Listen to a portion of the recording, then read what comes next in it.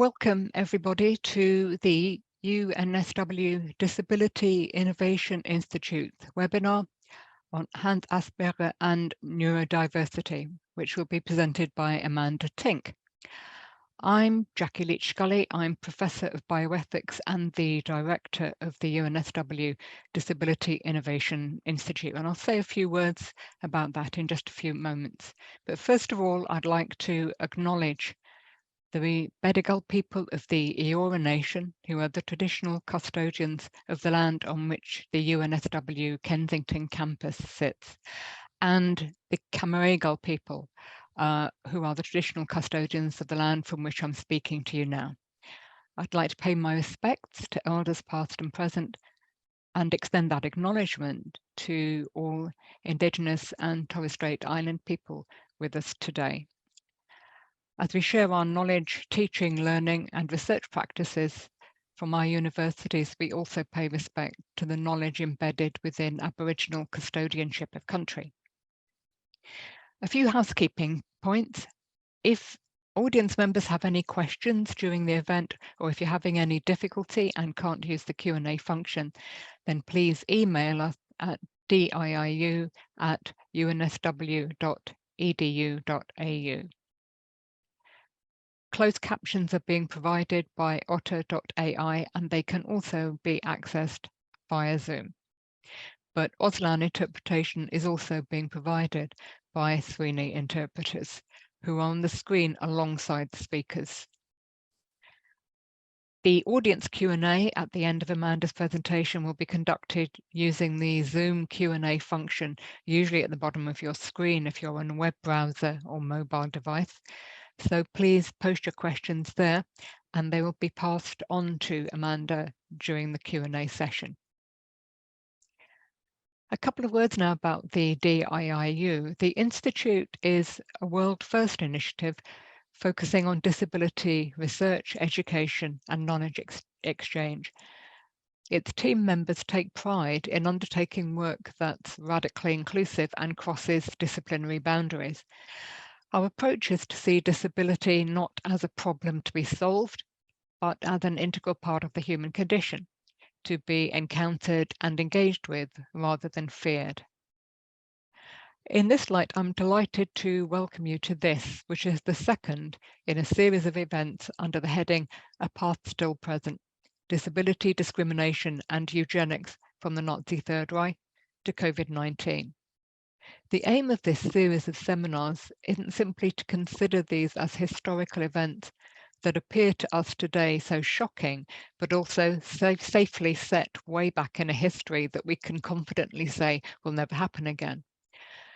We also want to consider whether this is a path that's still present, that is, whether these ideas from the last century still influence attitudes today to people with disability. And so now it's my great pleasure to introduce today's presenter. Amanda Tink is a PhD candidate, I understand just a couple of weeks off, no longer being just a candidate, at Western Sydney University's Writing and Society Research Centre, researching Australian disabled authors and the Nazi genocide of disabled people. Her chapter quotes, "If you're different, are you the same?" The Nazi Genocide of Disabled People and Les Murray's Fredy Neptune appeared in Genocide Perspectives Volume 4 and was shortlisted for the nonfiction category of the 2021 Woollahra Digital Literary Award. And with Jessica White, she recently co-edited a special issue of Australian Literary Studies entitled Writing Disability in Australia.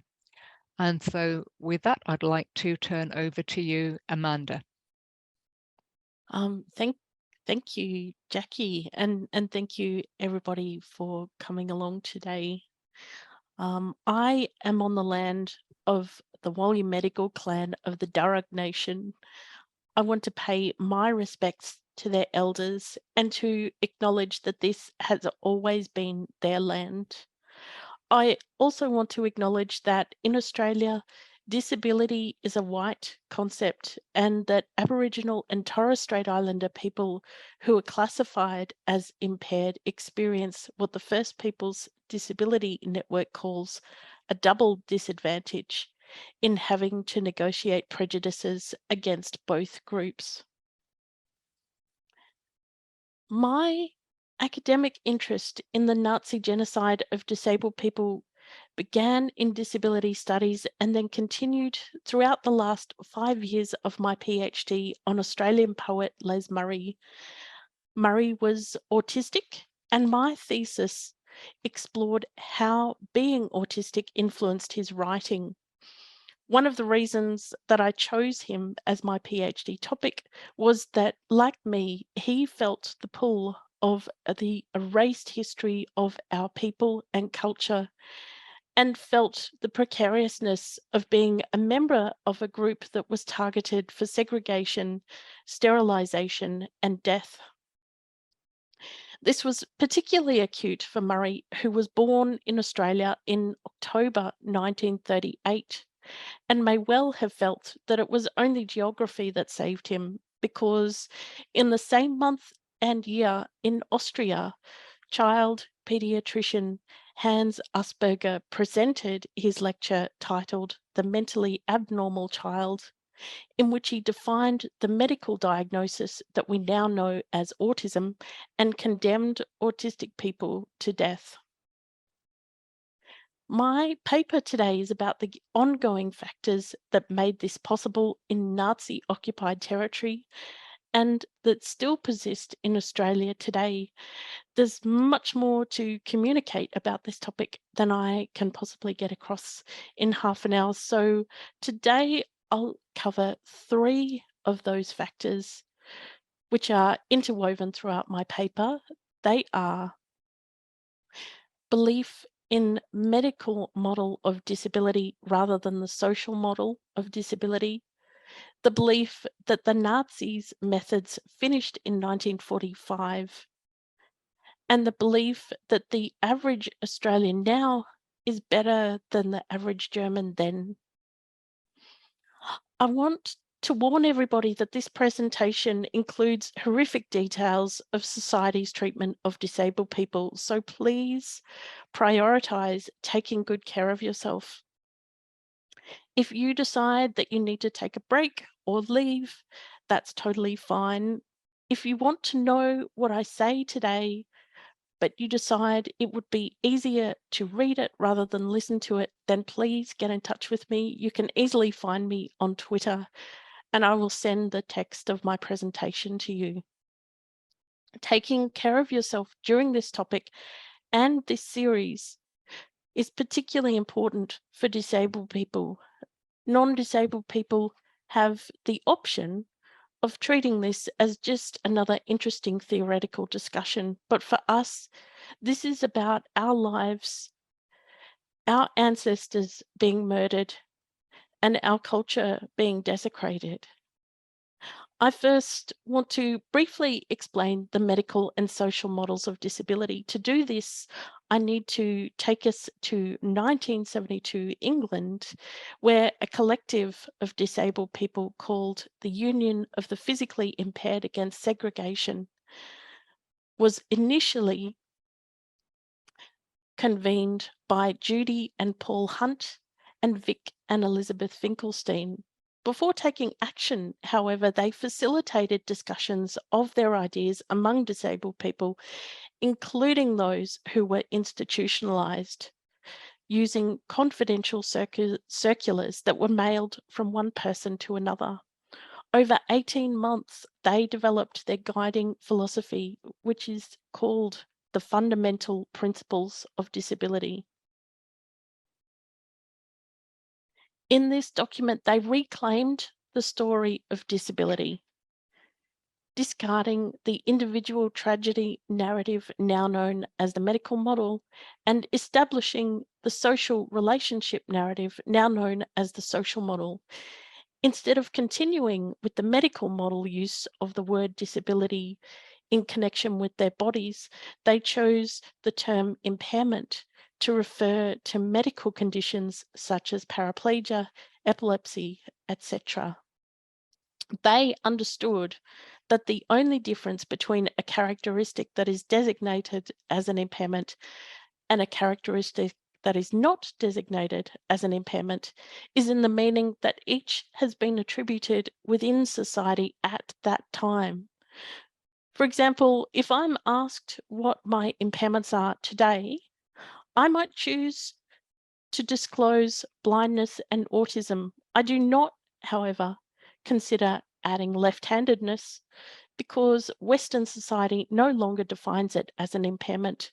If I'd been born a century earlier, though, left-handedness was an impairment I might have disclosed because at that time it was believed to indicate criminality, perversity, and intellectual impairment.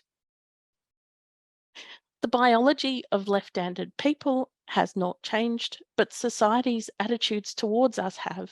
Similarly, if I had been born a century earlier, I would not have considered disclosing autism since it had not yet been designated as a medical diagnosis. The defining of autism in 1938 did not change the biology of 1.5% of the population. It medicalized our experience and thus how society understood us. Disability, the Union declared, is the social conditions such as isolation and exclusion which are imposed on impaired people, preventing their full participation in society, thereby disabling them. Thus, the Union created a common language through which disabled people have continued to work collectively for social justice. Today, the use of the social model phrases such as disabled person is called community first or identity first language, while using medical model phrases such as person with disability is called person first language. Community first language is a common preference of the disabled community in general and the autistic community in particular. The phrase disabled person emphasizes the social model position that impaired people are disabled by societal conditions. Community first language also emphasizes a disabled person's connection with other disabled people and our acceptance of ourselves and wish for acceptance by everyone as a person whose impairment is integral to their body rather than something that should be dismissed or ignored. Returning to 1938 Vienna then, Asperger presented his lecture, The Mentally Abnormal Child, at the Vienna Children's Hospital, where he had been director of the Curative Education Clinic for 3 years. After the Nazi annexation of Austria on 12 March, it was the only one of 3 such clinics that had been permitted to continue operating due to being assessed by the Nazi Party as aligning with their values. Since then, Asperger had continued to prove his loyalty to the Nazis by joining a number of their organizations. Therefore, in this lecture, he sought to assure them that they could continue to entrust him with more powerful roles in their regime. For example, according to Edith Schaeffer, Asperger began his presentation with, quote, a tribute to Nazi ideals using overtly pro-regime rhetoric that was neither obligated nor even customary in Austrian scientific papers in 1938, unquote. Asperger's diagnosis too addressed the Nazis' preoccupation with the sociability of children. He described, quote, this well-characterized group of children who we name autistic psychopaths because the confinement of the self has led to the narrowing of relations to the environment, unquote. Asperger supported the Nazi theory that characteristics deemed as antisocial were inherited, yet emphasized the vital role of medical professionals such as himself in determining who was educable and who was incurable. He stated that autistic children have, quote, a lack of respect for authority, failure of the instinct functions, astonishingly mature special interests, and originality of thought, unquote. He elaborated that autistic originality of thought in some patients resulted in high performance and outstanding achievement, but in others was, quote, nonsensical, eccentric, and useless, unquote. Either way, Asperger pronounced, quote, nobody really likes these people. The community rejects them, unquote. And thus medical professionals should, quote, prevent the burdens of their antisocial and criminal acts on the national community, unquote. In the context of the Third Reich, with its emphasis on sublimating the individual to the collective, autism was a convenient invention, since it had no specific physical attributes. It was the exclusive domain of medical professional interpretation. As discussed in Darren O'Brien's lecture last week, feeble-mindedness had been fulfilling this role for some time.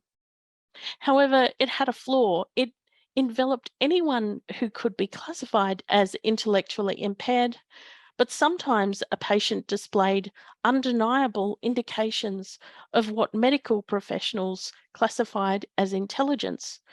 What was one to do if one was the director of a curative education clinic and wanted to label a child as incurably feeble-minded in order to prevent the burdens of their antisocial and criminal acts on the national community, but one knew that their staff would not agree that the child was intellectually impaired. Thus, autism functioned as a loophole by which patients could be classified as feeble-minded, even if one or indeed all of the medical professionals involved in assessing them believed otherwise.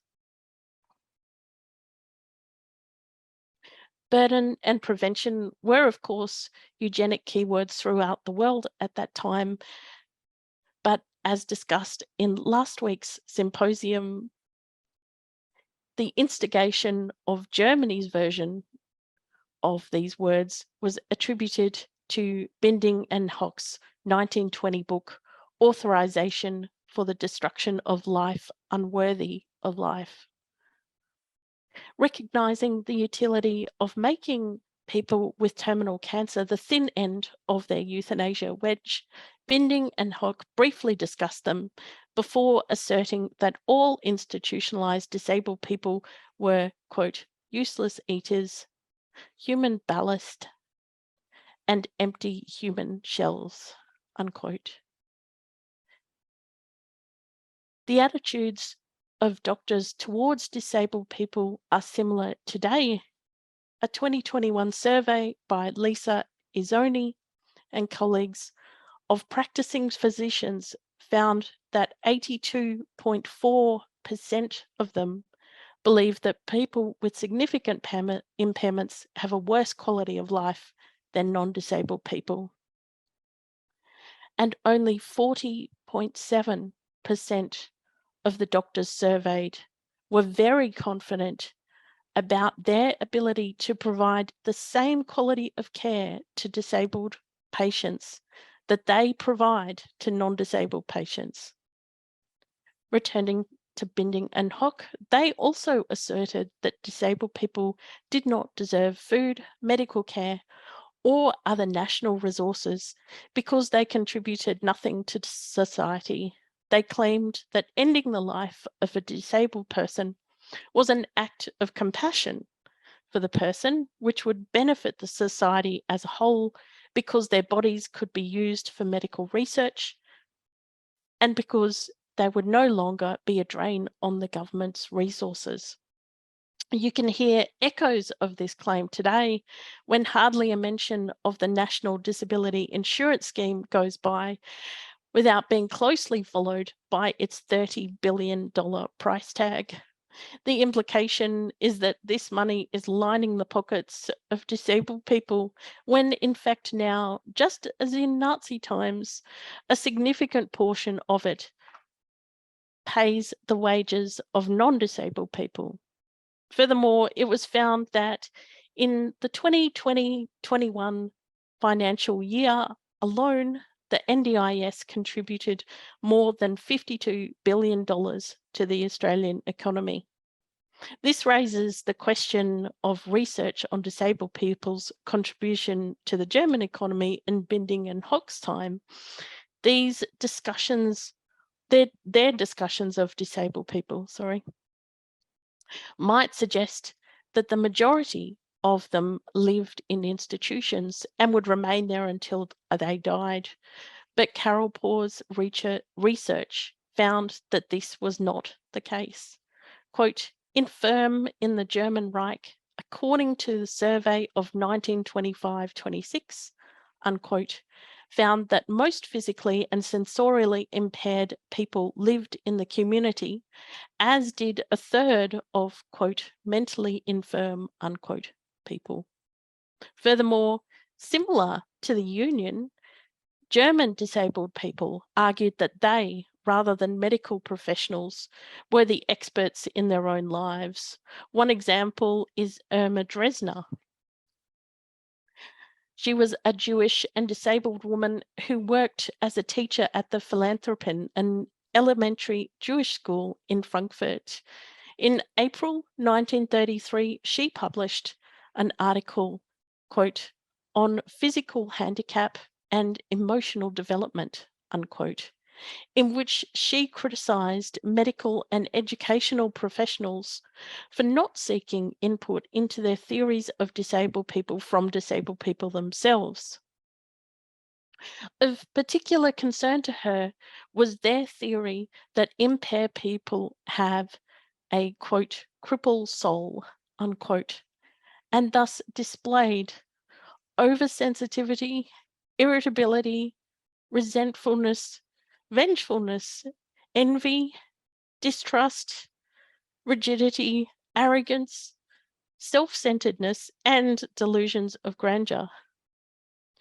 To counter this portrayal, she conducted her own survey of disabled people and found that, quote, some made a point of saying that they only felt hostile, sad, or frightened when healthy people stared or laughed at them, thus turning the tables and showing that these negative feelings were caused by the behaviour of non-disabled people rather than the supposed inherent inadequacies of the disabled, unquote.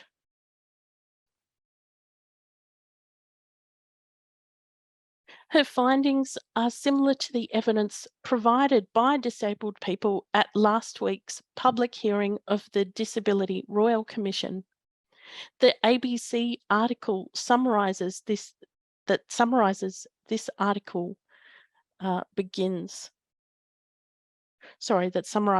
hearing begins. Sexual assault on public transport, physical and verbal abuse so frequent you become too scared to leave home. Being picked up off the ground, filmed without consent and singled out by crowds. Relentless trolling and strangers online telling you that you should be killed. These are all things that people with disability in Australia routinely experience in public places, unquote. Returning to Irma Dresner, nothing is known of her life after April 1933, being both disabled and Jewish. It is likely that she was murdered.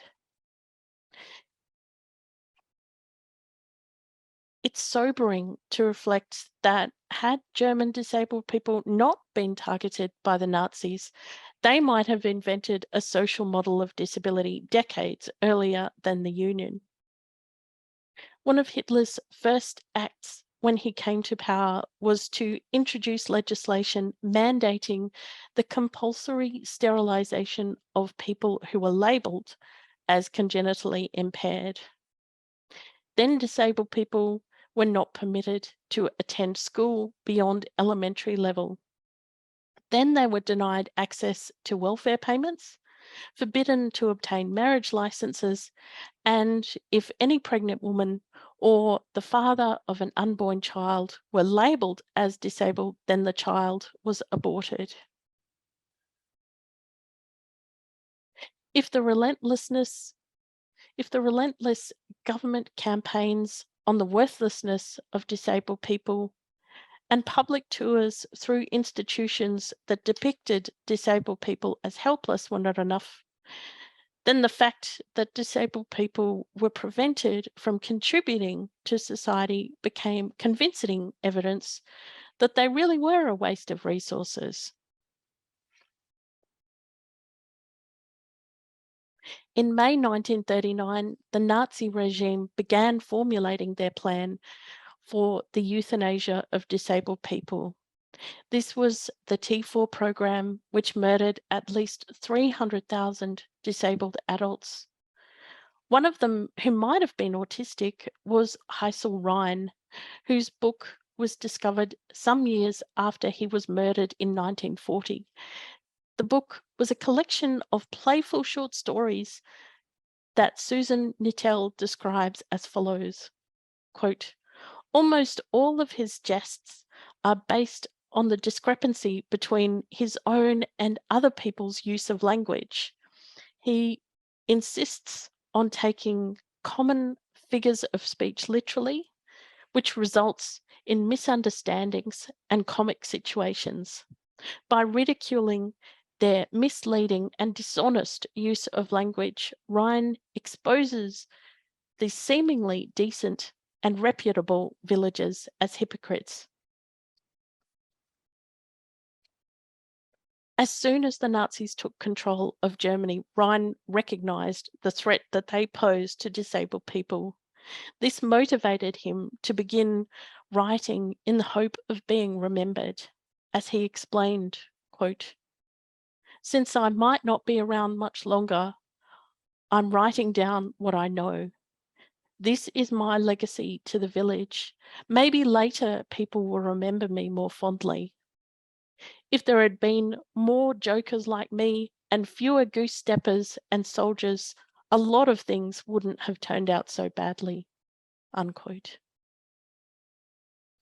Though T4 is the most well known of the Nazi programs to murder disabled people, there were 4 others, one of which was specific to disabled children throughout Nazi occupied territory. In Austria, Asperger was central to its operation. By October 1940, in addition to his role as director of the Curative Education Clinic, he was advisor to the city of Vienna regarding children and youth who had come to the attention of the state. While there is currently no evidence that he directly euthanized children, he adjudicated on which children should be sent to the killing wards. Similarly, Asperger's precise role in medical experimentation on children is currently unclear, but Sheffer notes that he, quote, "worked down the hall," unquote, from a number of experiments. These experiments included infants being subjected to extreme temperature changes, premature babies being left untreated so that they developed rickets, which is weakened bones, and babies being injected with tuberculosis. After World War II ended, the majority of doctors, nurses, teachers, social workers, and judges that had controlled the lives of disabled people simply continued on with their work. They continued seeing the same patients and clients. They continued training the next generation of staff who would replace them. And they also continued to be protected by their colleagues, both nationally and internationally. Asperger remained at and was promoted within the University of Vienna. He became a professor emeritus in 1977 and died in 1980. I now want to play you a video, which is about 10 minutes. It's a performance piece by an American autistic artist called Quentin Anna Wixrow. It illustrates how Nazi ethics in particular and eugenics in general continue to dominate many aspects of disabled people's lives.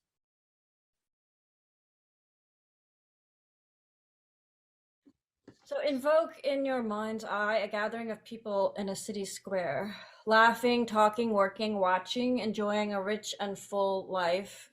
You look away for a moment, and when you look back, everything seems the same. A voice announces, "We celebrate health and well-being." You feel a sense of security. After all the turmoil and anxiety that haunts you, you can relax. A small child is next to you and whispers, "They searched for us and they killed us." You reply, "Who?" The child responds, "I'm not supposed to say." "Why?"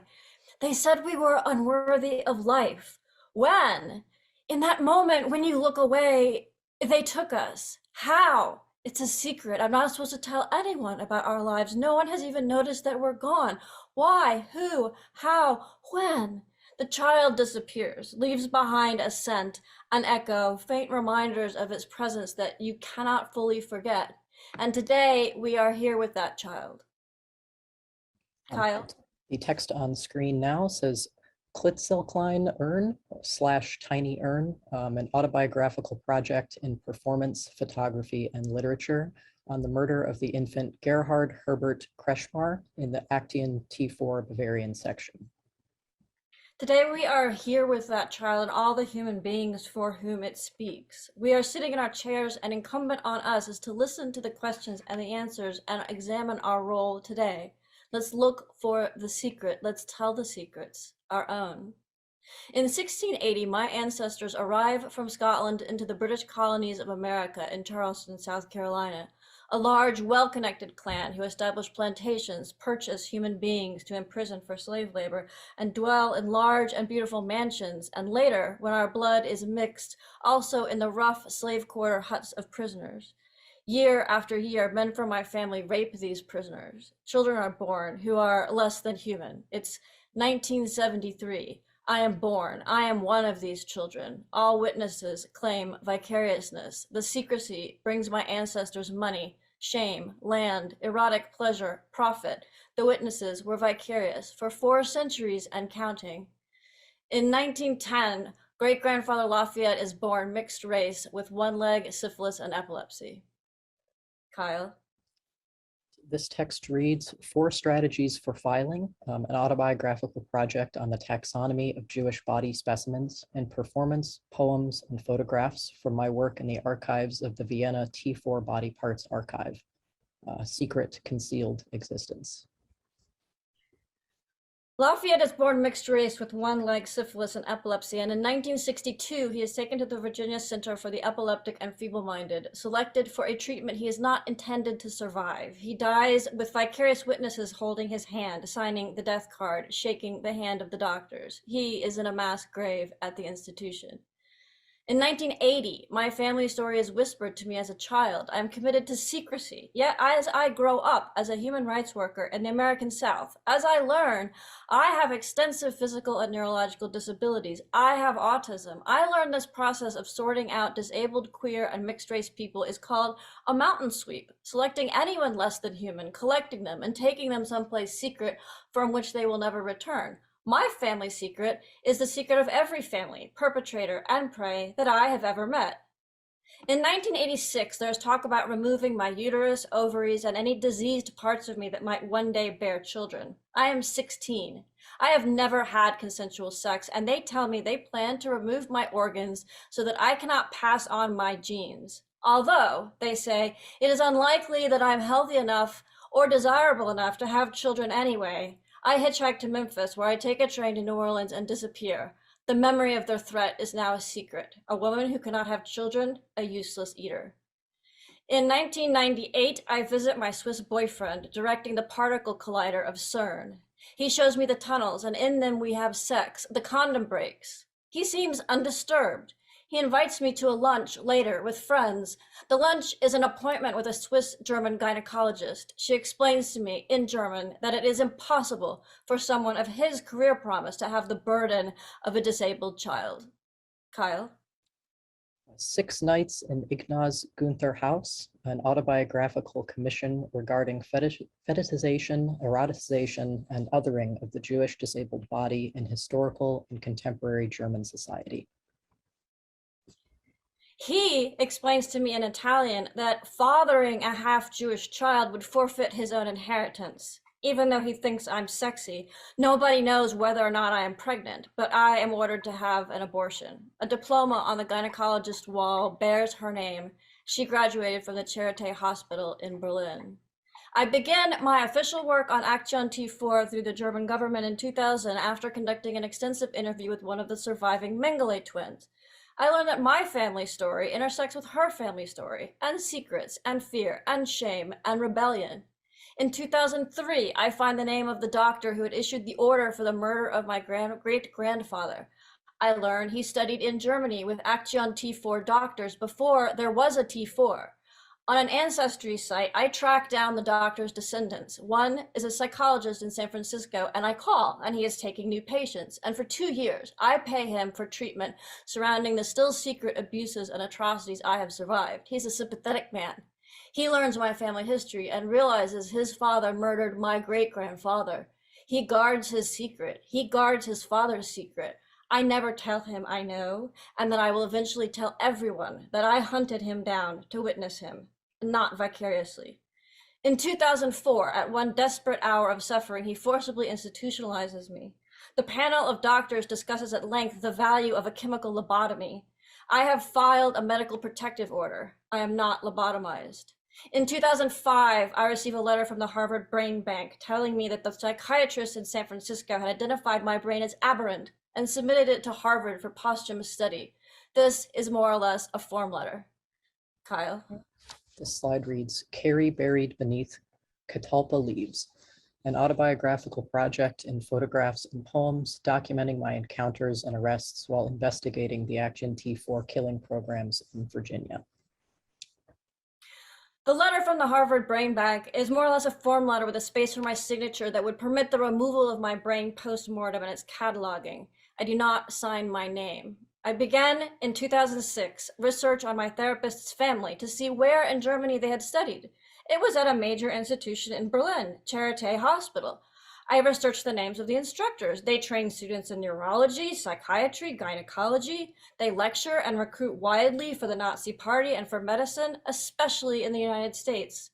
When the Virginia doctor traveled home from Germany, he sits in his chair and examines my great-grandfather. He looks out the window for a second before writing out the order for treatment, a death sentence. Perhaps he looked out the window afterward. Somewhere in there, my ancestors disappeared. It is 1966. The Holocaust was a memory. My grandfather's grave was initially unmarked. For my 9th birthday, my grandmother bought me a grave. She was concerned because many of our family had died without marked graves. We would go for picnics on my grave. The butter biscuits with verboten country ham were a secret and delicious. We were vicariously witnessing my death in advance. I am still alive. During this time, my brain causes many strange things. Colors speak to me. I can now see in the dark. I cannot look away or I will fall in the darkness. I shop online while I'm sleeping. I receive an email, a confirmation of a one-way ticket to Germany, non-refundable. I look out the window, perplexed. A few moments later, I return to discover a subsequent email, a non-refundable reservation at a small private home of a former doctor at the Charité Hospital. In 2009, I fly alone to Berlin, and I walk the streets surrounding Charité, reading the names of the doctors on the walls. These are names I recognize, the doctors, the clinics, the areas of specialization. I become so depressed that friends from New York promise to visit me, but never arrive. When questioned, they are vicarious witnesses. They tell me, go to a doctor or a hospital. My window looks out on Charité Neurological Ward, so I don't leave the house. I play chess with the janitor. In 2010, I go for a date with a woman in Mitte who I found very attractive. I invite her for drinks at Clarkson's Ball House. Halfway into the date, I tell her I'm researching the Nazi gynecologist who had murdered my ancestors. Kyle? This slide reads, NONAGON for the dead who are rising, a call to arms for murdered people who are disabled, and a tribute to disability activist Robin Kilson, an abstract exploration of the continuum of T4 over centuries, known by many names. Halfway into the date, I tell her I am researching the Nazi gynecologist who had murdered my ancestors. When she hears his name, she says, "That was my mother's gynecologist. That was my childhood doctor in East Berlin. My paediatrician," she pauses, "a good man. She was born in 1985. I could not stop thinking of her belly button, how he must have tied it off with satisfaction. "Are you disabled?" I ask her. "No, of course not," she says. "I feel badly for disabled people, though. All that can be eliminated with prenatal testing. My mother had 3 abortions because of that. My brothers and I are quite healthy." In this massive collection of photographs, essays, poems, short stories, films, I'm here. I am not a vicarious witness. I do not sit silent with my legs spread open on the gynecologist tables. I am not a witness. I hold my hands to protect each side of my head at the neurology clinics. I will not keep secrets. Action T4 is not over. It is only beginning. We are living and dying, surviving and being murdered in a complex ecology where the pencil that records these crimes against disabled people has an eraser that has been used so heavily, there is none of it left. We must not replace the pencil. We must remain aware of the absent eraser. We must each take that pencil and that sharp point, the part that writes, that tells, that speaks, that records. It is the pencil we must work with, the pencil that only writes and can no longer erase. Thank you very much. Thank you, Amanda, for that presentation and for the film as well. It's very profoundly moving, both of them. We do have a few questions, and I'd like to, if you're ready, kick off with one from the audience, from Isabella, who says, "Thanks for an excellent talk, Amanda. As your PhD examined creative writing and disability, what do you think are some of the impacts of representation of neurodivergent people in popular culture? Especially noting that a lot of this representation, in quote marks, does not actually involve neurodivergent people." I think that I am not sure what I can say other than that the best idea is to read the writing of neurodivergent people.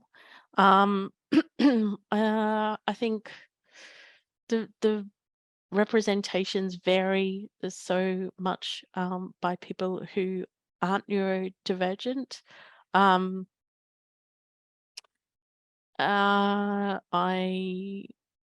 am really struggling to remember any excellent ones. So yeah, I would definitely say start with neurodivergent people before reading anything else. Yeah, I think it's it's indicative really that you're struggling to remember any excellent ones, because that probably means that there haven't been any, or at least have not been very, that they've been few by not neurodivergent people.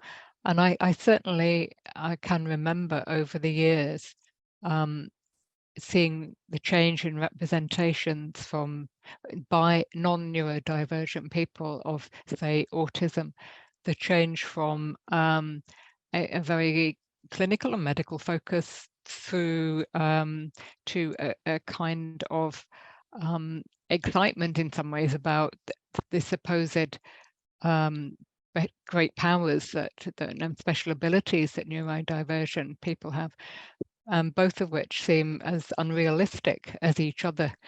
and a kind of fantasy view from outside. So I'm thinking that's the point you're making about the need to go first to the voices of neurodivergent people themselves. Yes, yeah, that's that is definitely part of it. The other part of it, which I think you're really covering there, is all that excitement is about a very narrow understanding of autism. So usually white, otherwise non-disabled men who have an interest in maths or computers. So it doesn't give you a sense of the range of people's experiences of autism and the range of people who experience autism. Mm.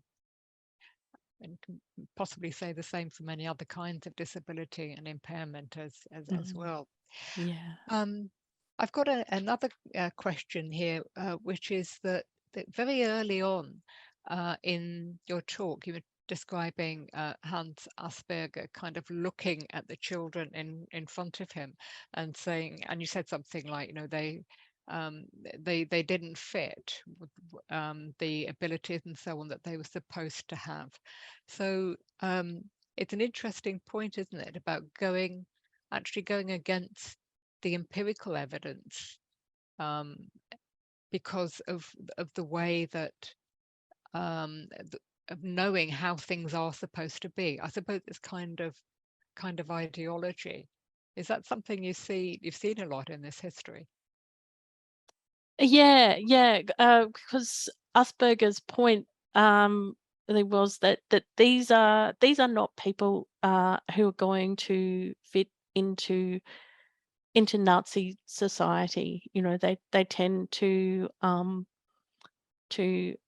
not have any respect for authority or what the rest of the group are doing.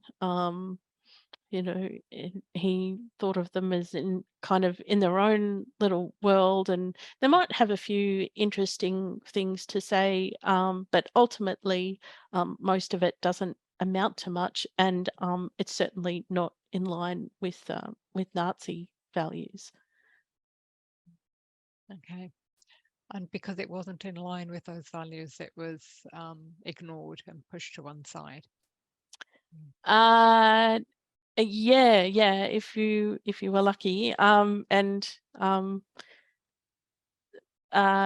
if he really assessed you as incurable, then that was it. You were sent off to a killing ward. So he wasn't particularly interested in the ideas of autistic people as such, although he found that like mildly amusing. But for the most part, his diagnosis of autism was a way of saying these people don't belong to our community. Yeah. Okay, thank you. I'll take another question now, which is, this is about witnessing. What is the power of witnessing, and when does it turn into vicarious witnessing? I really struggle with that one myself.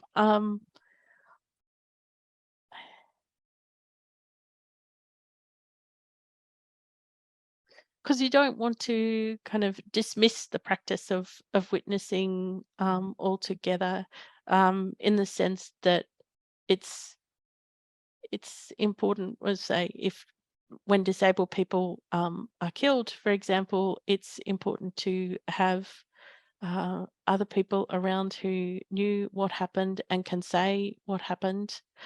At the same time, it's a really difficult line between being there and what that means as far as your participation in the act itself. I really I don't think that there are any sort of straightforward answers to that, at least for kind of average people. I feel like it's also important to point out, though, that the medical profession in Germany and Nazi occupied territory was very deeply steeped in eugenics before Hitler came to power. And so they certainly knew what they were getting involved in, and had lots of options for going to practice in other countries if they really didn't want to be involved. Okay, fine, thank you. And now I think it's got quite a difficult question. This is from Ray, and I'll read it exactly as given. The prenatal screening out of Down syndrome is a modern day form of genocide. Elimination of a diversity with much of the same arguments you presented today. Can you comment on this parallel? I'm not sure what I can add other than that I agree. I think obviously prenatal testing is a really complicated area. I think what really bothers me about it is the sort of the reflexiveness of it, like just the instant decision that it is people with Down syndrome who should be screened out, without knowing who, without, say, talking to people with Down syndrome, getting to know what their lives are like. The medical system has a very kind of a simple view of what should happen, and that doesn't allow, like, it can be really difficult to fight within that space just to be able to explore other options. It is a really, really difficult area, I think, to discuss, and we need a lot more time to do it. Perhaps I should point out that later in this webinar series, there will be a webinar from me, in fact, talking about some of the work I've done and over the years, looking at precisely that question of whether contemporary practices of prenatal testing and screening can be called eugenic, or whether there's something else, and some of the controversies around those. So keep an eye open for those. I think it's going to be at the end of November. Another question that's come through is it's really about the name, Asperger and Asperger syndrome and so on. Given the history, what do you think about the suggestion that kind of syndromes and by extension other things that are kind of tarnished by being associated with a name of somebody whose history has been maybe revised or reconsidered, that those things should be renamed? In other words, that we don't call Asperger syndrome anymore, but we call it something different because of that name. I'd say first that I think the important lesson from that stuff is for people naming conditions to really do their research, first of all, because there wasn't a lot of checking that went into naming Asperger syndrome after Asperger, and I mean, it would have been obvious, at least from the time that he was practicing, that he was at the very least alongside the child euthanasia program. So I think it should be something which is prioritized in the future for naming those things. As far as each individual condition that happens to have those names, I think it's a matter for that community, for the people with each specific condition to decide at this point. I think a lot of the Asperger's syndrome was rolled into autism anyway, at least in the DSM-5, and but some people continued on with using the diagnosis Asperger syndrome because it meant something particular to them, and I think that is a personal choice to do that. But at the same time, a lot of the autistic community rejected the label Asperger syndrome after the evidence about Hans Asperger came to light. Okay, thank you. And we're pretty much at time now, so I'm afraid I'm going to have to draw the discussion to a close. I'd like to thank all of you for joining us here this afternoon in the audience. I'd especially like to thank Amanda Tink for giving us the benefit of her years of work and her insights into this history and fit this webinar into the story and the conversation of our whole webinar series.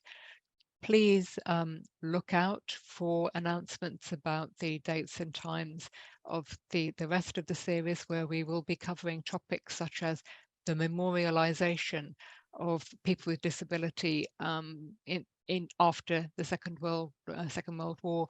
We'll also be looking at more contemporary topics such as Australia's immigration policy, past and present, with respect to people with disability, and how much that reflects some quite old views about disability and disabled people. So with that, we hope to see you again in the future. And this webinar, which has been recorded, will also be available with transcript on the DIIU website very soon. Thank you and goodbye.